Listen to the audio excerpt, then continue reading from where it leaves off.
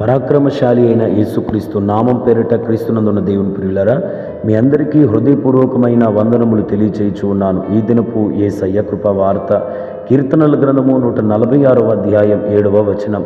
యెహోవా బంధింపబడిన వారిని విడుదల చేయును. క్రీస్తునందున్న దేవుని ప్రియులారా, ఈ దినమున ప్రభు మనతో చేస్తున్న ఈ శ్రేష్టమైన వాగ్దానాన్ని మీరందరూ పొందుకోవాలని క్రీస్తు ప్రేమను బట్టి ఎంతో కోరుకొనుచున్నాను.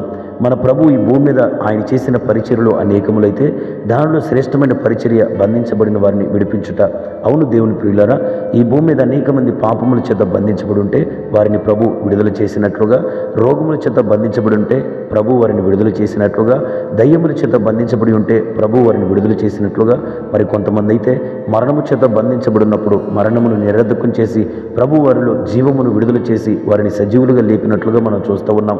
ఏదేమైతేనే మన ప్రభు విడుదల చేసే గొప్ప దేవుడై ఉన్నాడు. ఈ రోజున నీవు ఏ సమస్యల చేత, ఏ కన్నీల చేత, ఏ బాధల చేత, ఏ ఇబ్బందుల చేత బంధించబడి ఉన్నావో, అది రోగమైన, అసమాధానమైన, దుష్టుని వలన బంధించబడిన ఏ బంధకములని సరే, ప్రభు నీకు ఒక పరిపూర్ణమైన విడుదలను గురించి, స్వాతంత్ర్యాన్ని గురించి దేవుడు నిన్ను సంతోషంతో నింపాలని కోరుకుంటున్నాడు. అయితే ప్రియులరా, మనము చేయవలసిన కొన్ని కార్యక్రమాలు కనుక మనం చేస్తే తప్పక మన బంధకముల నుండి ప్రభు మనల్ని విడిపిస్తాడు.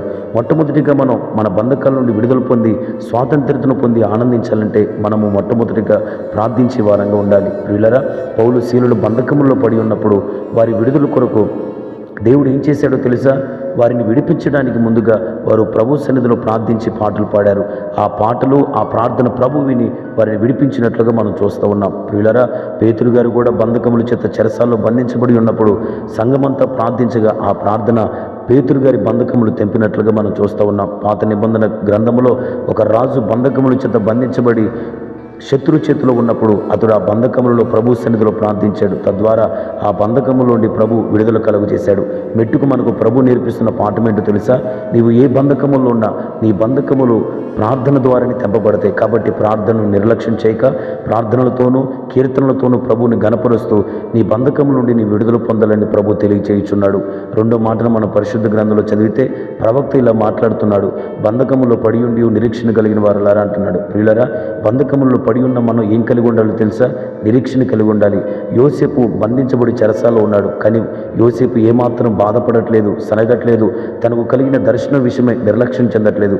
ఓర్పుతో తను అప్పగింపబడిన పనిని నమ్మకంగా చెరసాలో చేస్తున్నారు. ఒక దినమున నిత్యముగా తన ఓర్పు, తన సహనం ఐగుప్తు సింహాసనం మీద అధికారిగా మార్చింది. ఈ రోజున నీ బంధకములలో నీవు ప్రభు ఎదుట ఆయన మీద సనిగే వ్యక్తిత్వం కాక ఓర్పుతో, సహనంతో నీ బంధకముల విషయమై నీవు ఓర్చుకుంటే నిత్యముగా దేవుడు నీ ఓర్పును బట్టి గొప్ప విడుదలను, నిరీక్షణను బట్టి గొప్ప విడుదలను ప్రభు దయచేస్తాడు. అంత మాత్రమే కాక మూడో విషయాన్ని మనం గమనిస్తే ఎవరికి విడుదల స్వాతంత్ర్యత కలుగుతుందో తెలిసే దేవుని ప్రియులారా, మూడవదిగా పరిశుద్ధాత్మ చేత ఎవరు అభిషేకించబడతారో వారే సంపూర్ణమైన విడుదల స్వాతంత్ర్యాన్ని పొందుతారు. కారణం ఏంటో తెలుసా? వాక్యం ఆత్మ ఎక్కడుండునో అక్కడ స్వాతంత్ర్యం ఉండును అని అంటున్నాడు.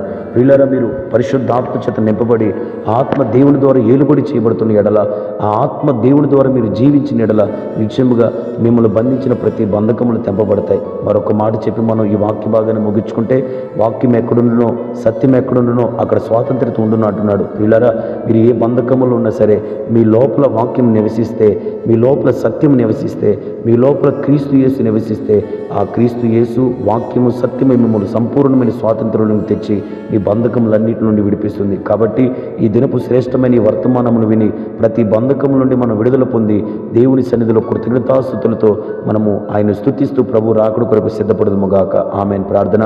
సర్వోన్నతుడైన యేసయ్య నీకు స్తోత్రం. ఈ దినమున మీరు మాకు నేర్పిన శ్రేష్టమైన కృపావార్తను బట్టి స్తోత్రం.